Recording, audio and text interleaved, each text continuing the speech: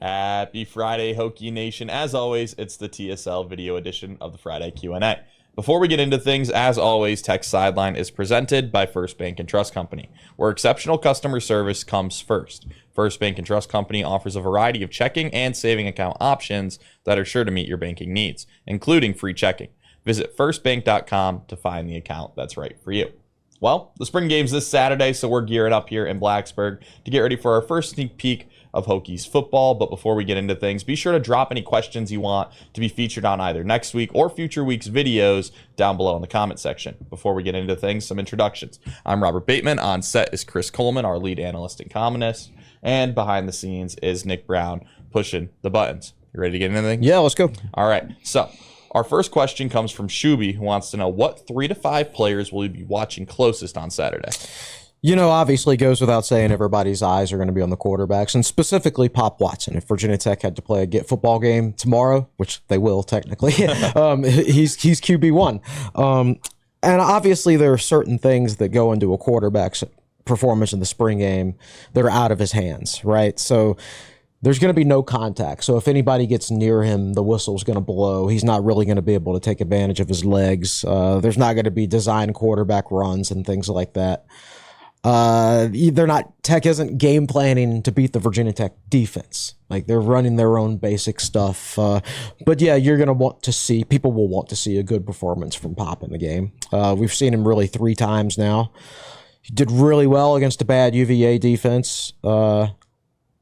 Did okay against the Duke defense that heated him up. Didn't do great in the bowl game, but at the same time was down so many teammates that you really can't be faulted for that. So you're still trying to get a complete read on him. So Saturday, tomorrow, will be, just another sample point.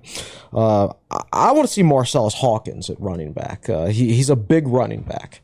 Obviously, Terrion Stewart will be here in the summer, but we saw a clip recently. Tech has hardly put any clips out of spring practice this year at all, but we did see a clip of him running over a safety and busting a long run in practice in a scrimmage this past week. He's a big guy. He comes from a Division II school, which makes him even more of an unknown.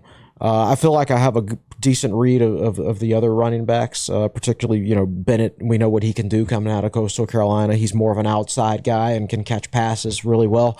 What type of back is Hawkins? We know he's big, and I think he'll be a physical runner, but I don't know it for a fact because I haven't seen him in person. And switching sides of the ball, I'll go Ben Bell / James DeJonka. They're both defensive linemen on the roster. They're both going to be lined up on the edge. I expect DeJonka will have his hand in the ground at all times, or most times, like a traditional defensive end. I expect Ben Bell will be more of a stand-up guy, and people will kind of call him an outside linebacker, but in reality, they're both on the line of scrimmage on the edge, so we classify them as edge players. Are all of Virginia Tech's edge players going to be asked to do the same thing, or is it going to be 2 different roles? Is DeJonka going to be in one role with a backup behind him, with Bell on another role with his own individual backup? Are those 2 positions the same, or are they catered to the strengths of the players who were actually at those roles? I think by watching those 2 guys, you'll have a better understanding of how the defense is going to align this year and what some of the players are going to be asked to do. Do you think we could see any guys that are returning, kind of taking a step up since there's the new coordinators on offense and defense? Whenever there's a coordinator change, it's going to hurt some players and it's going to help some players, depending on the scheme and things like that. I'm really going to be taking a hard look at Tech's linebackers. I don't think Tech's linebackers, I'm on record plenty of times just saying, I don't think Tech's inside linebackers have been well handled the last few years with the constant rotation between positions, and they've cut that out this year. There's been relatively little to no cross training. There is no star position anymore. An inside linebacker is an inside linebacker, and it's a different coach, maybe with different techniques and different teaching points and things like that.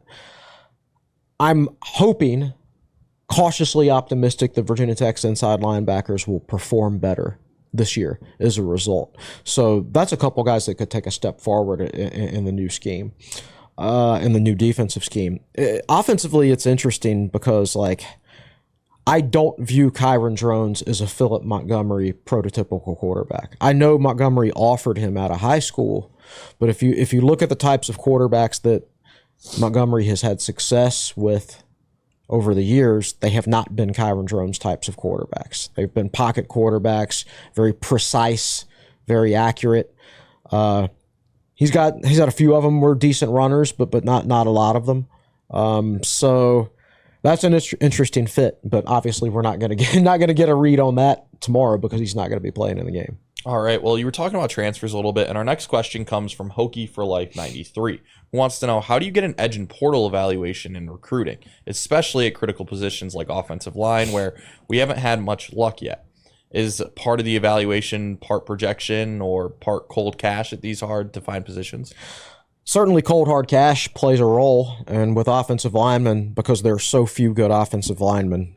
I mean, there's a lot of teams out there that start subpar offensive linemen because there's just not enough 6'6", 320-pound people in the world who can move their feet. That drives up the value of offensive linemen in the portal, which is why I think it's very important for Tech to develop their offensive linemen from within. And they haven't been able to do that because they're now on their fourth offensive line coach, I think, in 5 years or something like that. I can't even do the math anymore. Overall, portal recruiting, I do think it's important to have a well-rounded staff. You know, we've seen Tech sign players through connections.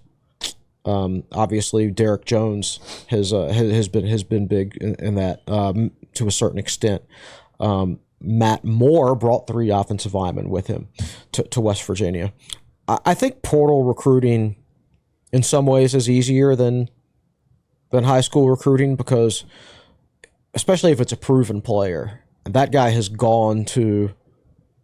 been through the recruiting process once before. He knows what's real and what's fake for the most part, as opposed to a 17-year-old high school kid who just has absolutely no idea. You can, I think, I don't say that coaches lie to high school recruits. Certainly some do, but some of them have such high expectations and such high opinions in themselves that you almost have to lie to them. You can't tell them the truth, or otherwise they're not going to come to your school because they're not as good as they think they are. Transfers generally have a good understanding of how good they are, and you don't need to BS them to a certain extent. So I think from that standpoint, it makes it a little bit easier, but there's also a much higher demand for the services monetarily for most transfers than there are most high school recruits. And they have agents, and sometimes those agents are honest and sometimes they're not. And sometimes their agents are just family members. And if you compare that to, let's see, an agent for a pro athlete, professional agents that deal with professional teams, it's in their best interest to keep up good relations with those teams because they're going to be dealing with those teams year after year. The same teams, the same front office, the same agents negotiating for different players year after year after year. If a player's agent is his uncle, like, he can be hardcore about it. He doesn't care if he goes out there and demands an extra $100,000 out of Virginia Tech or any other school because he's never going to have to deal with that school again. He's never going to have to deal with any school again because it's just his nephew getting recruited. He's not an actual agent, right? So from that standpoint, it's more difficult. I do think connections still play a role. I don't think there's one certain factor, though. It's just all about the right mix. All right. Well, then we move on to our third question that comes from Hokie Insurance, and he wants to know, what's more important Saturday? Good fan turnout, explosive plays, or what's your thoughts? I think overall is staying healthy. And that's a generic answer, I know. But what Tech does or doesn't do in a spring game is pretty irrelevant. Like, there's just not that too many spring games that I remember with great detail. I remember Michael Vick going 3-11 in his spring game, and I was 16 years old, and I was convinced he wasn't ready. You know, that's the spring game. Sometimes it shows you exactly an accurate picture of what you are, and sometimes it does not. So I'm not too worried about how the Hokies look on Saturday. I would like to see a good fan turnout because I'd like to keep that tradition going through time. Somehow I have my doubts. We'll see. The weather's not going to be good. There's no hype around this team. There's no information coming out. I just don't get this. Our boards are pretty. I don't get the sense of the fan base is really excited about it. We'll see. I think, but to me, it's staying healthy, man. Don't have any critical injuries in this game because, you've already lost your quarterback for a while. The offensive line has been really banged up this spring. There's rumors that they might actually switch to an offense-defense scrimmage tomorrow because they're not healthy enough at certain spots, such as the offensive line, to actually put two real teams out there together and have all the quarterbacks have a chance for success. So we don't even know what format the game's going to be completely at this point. So for me, it's just don't get any key guys hurt.